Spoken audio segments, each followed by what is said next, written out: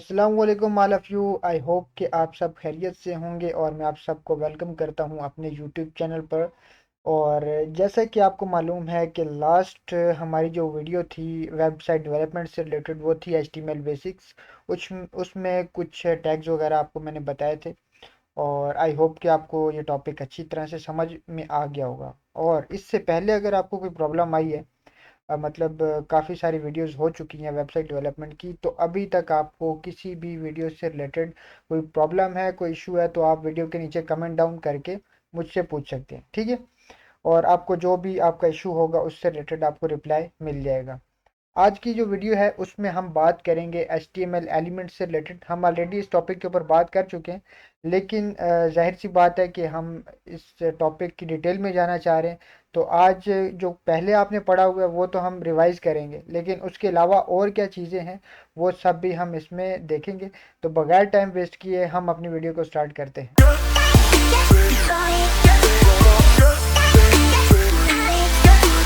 So welcome back. और अब जैसे कि आपको मालूम है कि HTML एलिमेंट्स हमारा टॉपिक है आज का, तो स्टार्ट करते हैं। और सबसे पहले अगर मैं आपसे बात करूं कि how to view HTML source, कि आप किस तरह से जो आपने कोड लिखा है उसको आप किस तरह से अपने गूगल क्रोम में देख सकते हैं।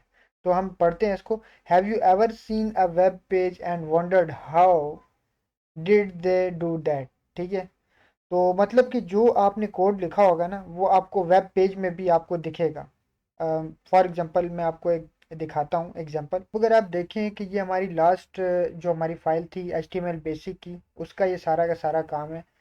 डॉक टाइप HTML हेड बनाया हुआ है, इसके अंदर बॉडी है। फॉर एग्जांपल मैं ये बॉडी का सारा ये भी अनकमेंट कर देता हूँ, मतलब कि ये भी मुझे चाहिए। सही।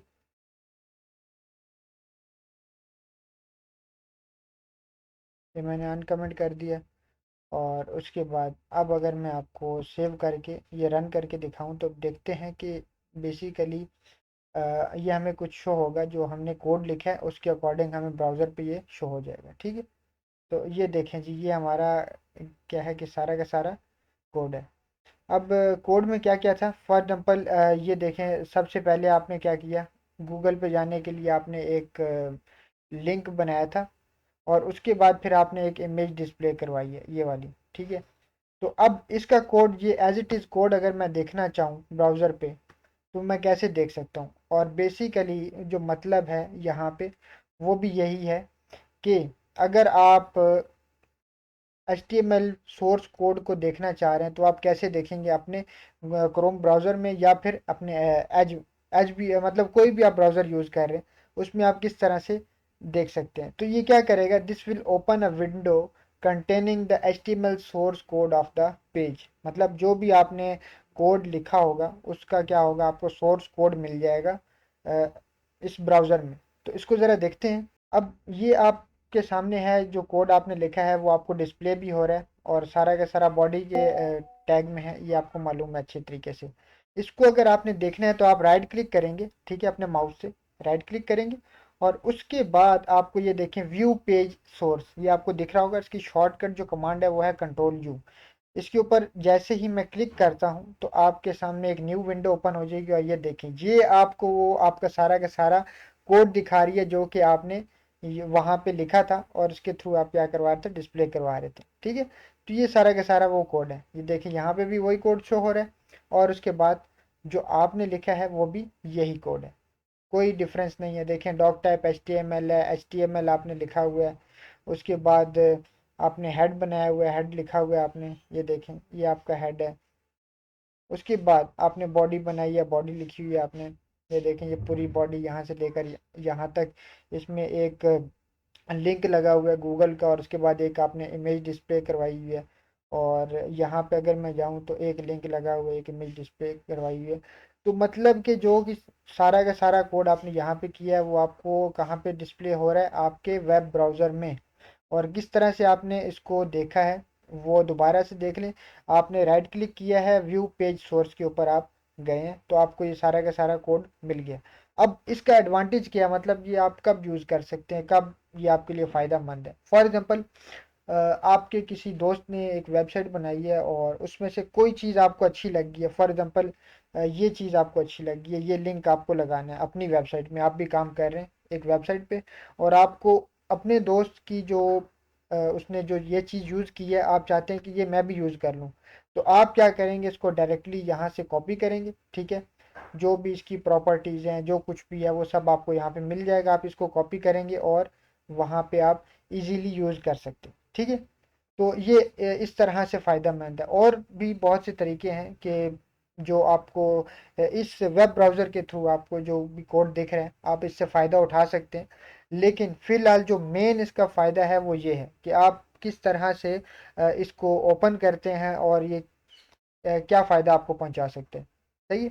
अब उसके बाद अगर मैं बात करूं ये दूसरे बुलेट पॉइंट की, तो इसमें कहा जा रहा है कि how to inspect an HTML element. मतलब कि डिफरेंट एलिमेंट्स हैं ना जो आपने यूज़ किए हैं। फॉर एग्जांपल आपने ए का टैग यूज़ किया है, आपने बॉडी का टैग यूज़ किया है, आपने इमेज का टैग यूज़ किया है, आपने हेड का टैग यूज़ किया है। तो ये सारे के सारे HTML एलिमेंट है। अगर इनको आपने इंस्पेक्ट करना हो, कोई चेंजेस वगैरह करनी हो, या आप इसको चेक करना चाह रहे हो कि अगर इस तरह से मैं डिस्प्ले करवाऊँ तो कैसा लगेगा, उस तरह से डिस्प्ले करवाऊँ तो कैसा लगेगा, मतलब डिफरेंट आप प्रैक्टिस इसके ऊपर करने चाह रहे हैं और लाइव करना चाह रहे हैं, तो ये किस तरह से कर सकते हैं, देखें। Right click on an element और a blank area and choose inspect और इंस्पेक्ट एलिमेंट, ठीक है। क्या तरीकेकार है, आप राइट क्लिक करेंगे या तो एलिमेंट के ऊपर जिसको आप इंस्पेक्ट करना चाह रहे हैं, या फिर किसी ब्लैंक एरिया में अपने ब्राउज़र पे रहते हुए, ठीक है, जो आपका पेज है उसके ऊपर रहते हुए आप किसी ब्लैंक एरिया पे क्लिक करेंगे। राइट क्लिक करेंगे तो आपके सामने क्या हो जाएगा, ओपन हो जाएगा। और आप चूज करेंगे इंस्पेक्ट या फिर inspect element to see what elements are made up of. You will see both HTML and CSS। आपको HTML भी मिल जाएगी, CSS भी मिल जाएगी। और उसके बाद आप फर्दर उसमें कुछ चेंजेस वगैरह लाइव करना चाह रहे हैं तो आप कर सकते हैं। ये अभी मैं आपको बताता हूँ, ठीक है। You can also edit the HTML or CSS on the fly in the elements or styles panel that opens, ठीक है। आप फौरी तौर पे उसी वक्त आप क्या कर सकते हैं, चेंजेस भी कर सकते हैं, एडिट भी कर सकते हैं एलिमेंट्स को, उनके स्टाइल्स वगैरह, कलर वगैरह, ये सब चीज़ें भी चेंज करके देख सकते हैं अपनी मर्जी के मुताबिक। तो अभी मैं आपको करके दिखाता हूँ ये चीज़। जी, तो मैं इस वक्त आ गया हूँ, हमारी जो HTML बेसिक की फाइल है उसको हमने रन किया हुआ है, और ये कुछ इस तरह से हमें डिस्प्ले हो रही है। और अगर मैं राइट क्लिक करूं तो आपको यहाँ पे दिख रहा होगा इंस्पेक्ट एलिमेंट, ठीक है। इससे पहले हमने व्यू पेज सोर्स देखा था, अब हम देख रहे हैं इंस्पेक्ट। इंस्पेक्ट पे हम अगर क्लिक करें तो कुछ इस तरह से आपके सामने ये ओपन हो जाएगा, सही है, या ओपन हो गया आपके पास। अब फॉर एग्जांपल मैं इसको ओपन करता हूँ और यहाँ से मैं ए को सेलेक्ट करता हूँ। साथ साथ मैं आपको दिखाऊं भी कि कहाँ पे है ये ए। ये देखें, मैंने इसको सिलेक्ट किया तो यहाँ पे ये ब्लू ब्लू कलर से होवर हो चुका है, सही है। अगर मैं इमेज को सिलेक्ट करूंगा तो इमेज आपको देखें ब्लू कलर से दिख रही है। और अगर मैं डॉग टाइप के ऊपर क्लिक करूं तो ये डॉग टाइप क्यों क्लोज हो गया, ये तो उसको तो क्लोज होना नहीं चाहिए। मैं देखता हूँ क्या इशू है। डॉग टाइप HTML, ठीक है ठीक है ठीक है, ओके, नो इशू। ठीक है, यानी कि जिस एलिमेंट के ऊपर मैं होवर कर रहा हूँ, या जिस एलिमेंट के ऊपर मैं अपने कर्सर को लेकर जा रहा हूँ, वो क्या हो रहा है, वो आपको आपको पता चल रहा है कि किस एलिमेंट के ऊपर आप लेकर जा रहे हैं, और वो वहाँ पे आपको ब्लू कलर से हाईलाइट भी कर रहे हैं, ठीक है। अगर मैं इमेज के ऊपर लेकर जा रहा हूँ तो इमेज को हाईलाइट कर रहे हैं। उसके बाद अगर मैं बॉडी के ऊपर लेकर जाऊँ तो पूरी की पूरी बॉडी को उसने हाईलाइट कर दिया है, सही है। तो इस तरह से हम क्या कर सकते हैं, किसी भी एक एलिमेंट को सिलेक्ट करके और उसके कलर्स वगैरह और जो चेंजेस हम करना चाह रहे हैं हम कर सकते हैं। फॉर एग्जांपल मैं यहाँ से इसको ए को कर लेता हूँ, और यहाँ पे मैं एडिट करता हूँ इसको, गो टू लंदन, सही है। ये मैंने किया, और ये देखें ऑन द फ्लाई यहाँ पे चेंज हो चुका है, गो टू लंदन, ठीक है। और अगर मैं इसका कलर चेंज करना चाह रहा हूँ, मैं यहाँ पे बोलता हूँ कलर ग्रीन, तो कलर भी देखें चेंज हो चुके हैं, ये देखें कलर चेंज हो गया। उसके बाद अगर मैं बैकग्राउंड कलर चेंज करना चाहूँ तो मैं बैकग्राउंड कलर भी चेंज कर सकता हूँ। ये देखें यहाँ पे मैंने लिखा बैकग्राउंड कलर, और यहाँ मैं बोलता हूँ aqua, सही है। ये देखें बैकग्राउंड कलर भी चेंज हो चुका है। तो मतलब कि हम अपनी जो HTML फाइल है जो भी हम उसको इंस्पेक्ट कर सकते हैं, अपने एलिमेंट्स को इंस्पेक्ट कर सकते हैं, और हम डिफरेंट चीज़ें यहाँ पे चेक कर सकते हैं, करके देख सकते हैं। हम उनके कलर्स वगैरह भी चेंज कर सकते हैं, हम एडिटिंग वगैरह जो कुछ करना चाहें वो यहाँ से कर सकते हैं, ठीक है। ताकि हमें पता चल सके कि हमारा जो बेसिकली जो हम काम करना चाह रहे हैं वो परफेक्ट वे में हो रहा है या नहीं हो रहा, ठीक है। तो ये बेसिकली इसका मकसद ये होता है, ठीक है। आपको मैंने बता दिया कि व्यू पेज सोर्स आपने किस तरह से करना है, और उसके बाद आपने एलिमेंट्स को इंस्पेक्ट किस तरह से करना है, ये सब आपको आइडिया हो चुका है। अब अगर मैं बात करूं कि ये परमानेंट है या टेम्परेरी है, तो ये आपने याद रखना है कि जब मैं इसको यहाँ से रिफ्रेश करूंगा, ये देखें, ये रिफ्रेश का आइकन है, जब मैं इसके ऊपर क्लिक करूंगा तो ये सारी चेंजेस क्या हो जाएंगी, ख़त्म हो जाएंगी। ये मतलब कि आपको सिर्फ और सिर्फ चेक करने के लिए आपको जो है वो यहाँ पे आप इसमें एडिटिंग कर सकते हैं, और उसके बाद इसको जो है देख सकते हैं कि वाकई अगर मैं इस तरह से परफॉर्म करूँ तो ये कैसा लगेगा, ठीक है। और फिर आप क्या करेंगे, जितना भी आपने ये सारा काम किया है आप इसमें HTML जो आपका फाइल है उसके अंदर आप ये सारी की सारी चीज़ें रख देंगे, ताकि ये परमानेंट तौर पर परफॉर्म हो सकें, ठीक है। लेकिन अभी जो आप कर रहे हैं ये सारी की सारी क्या है, टेम्परेरी है। अगर मैं यहाँ से रिफ्रेश कर दूँ तो ये क्या हो जाएंगी, सारी की सारी इरेज हो जाएंगी, और दोबारा से जितना आपने काम किया हुआ है उतना आपको शो हो जाएगा, ठीक है। मतलब कि ये जितना भी काम आपने किया हुआ है अभी तक, ये सारा आपको शो होगा। जो अभी आपने काम किया है एडिशनल, ये आपको शो नहीं होगा। जैसे ही आप रिफ्रेश करेंगे ये क्या हो जाएगा, सब का सब खत्म हो जाएगा। तो मैं रिफ्रेश करता हूँ, ये देखें दोबारा से उसी जगह पे आ गया। आपको यहाँ पे गो टू, हमने लंदन किया था वो भी आपको नहीं दिख रहा। हमने यहाँ यहाँ से कलर्स वगैरह भी दिए थे, बैकग्राउंड कलर भी दिया था, तो वो आपको शो नहीं हो रहा। आई होप कि आपको ये कॉन्सेप्ट अच्छे से समझ में आ गया होगा। अगर नहीं समझ आया तो कोई इशू नहीं है, कोई परेशानी वाली बात नहीं है, आप मुझसे पूछ सकते हैं दोबारा, तो मैं आपको बता दूंगा जी। तो ये आपने दोनों चीज़ें देख ली, HTML सोर्स कोड भी, और इंस्पेक्ट करना है किस तरह से HTML एलिमेंट को। अब उसके बाद हम बात करते हैं नेस्टेड HTML एलिमेंट्स की। तो नेस्टेड HTML एलिमेंट से मुराद यही है कि आप हर एलिमेंट के अंदर दूसरा एलिमेंट बना रहे होते हैं, हर एलिमेंट के अंदर दूसरा एलिमेंट बना रहे होते हैं। तो एक एग्जांपल है, जैसे कि 4 HTML एलिमेंट्स इसके अंदर हैं। HTML आ रहा है, पहले बॉडी आ रहा है, फिर H1 आ रहा है, पैराग्राफ आ रहा है। मतलब कि एक एलिमेंट के अंदर डिफरेंट एलिमेंट्स जब आ जाते हैं तो वो क्या होते हैं, नेस्टेड HTML एलिमेंट्स होते हैं। मैं आपको एग्जांपल दिखाता हूँ इसकी। ये देखिए, ये हमने काम किया हुआ है। HTML का टैग स्टार्ट हुआ था। HTML खुद क्या, एक एलिमेंट है। उस एलिमेंट के अंदर आपने फिर क्या कर लिया, हेड को यूज कर लिया। उस हेड के अंदर फिर आपने एक और एलिमेंट यूज कर लिया, टाइटल, ठीक है। उस HTML एलिमेंट के अंदर आपने फिर क्या कर लिया, बॉडी को यूज कर लिया, ठीक है। बॉडी के अंदर आपने एक एलिमेंट यूज कर लिया, IMG का एलिमेंट यूज कर लिया। तो ये सारा का सारा क्या है, HTML एलिमेंट है, नेस्टेड एलिमेंट है, सही है, नेस्टेड एलिमेंट्स।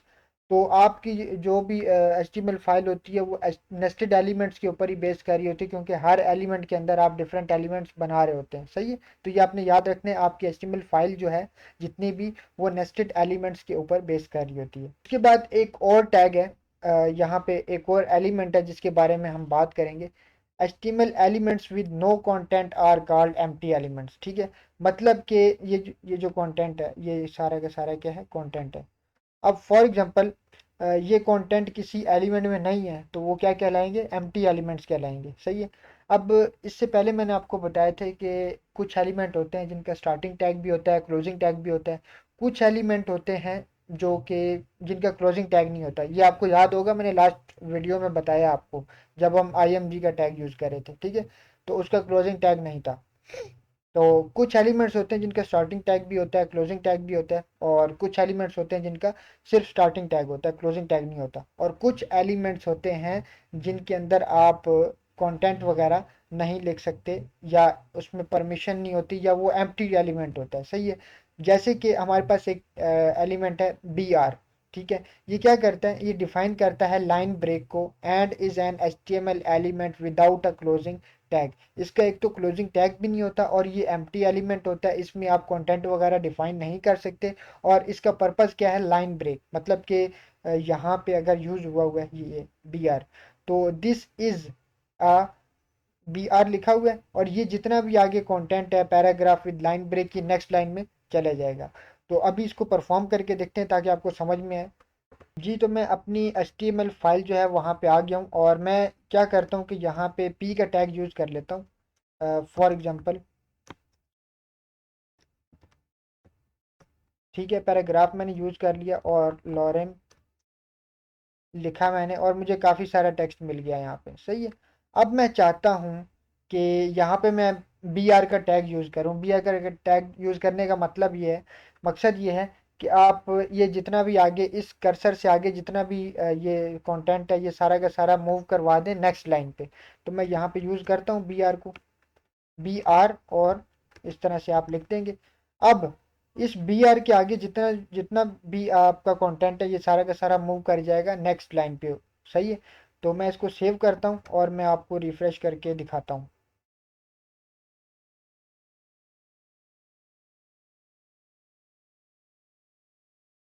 सही है। तो ये आपको कुछ इस तरह से दिख रहा है।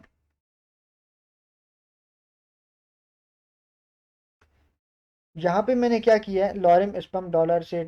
ठीक है, ये डमी टेक्स्ट है, आपने परेशान नहीं होना कि समझ में नहीं आ रहा पता नहीं क्या लिखा हुआ है, तो कोई परेशानी वाली बात नहीं है। ये एक डमी टेक्स्ट है, मतलब आपको इसको इजीली यूज़ कर सकते हैं जहाँ पे आपके पास कोई कंटेंट वगैरह नहीं है। तो मेरे पास कंटेंट नहीं था तो मैंने इसको यूज़ कर लिया।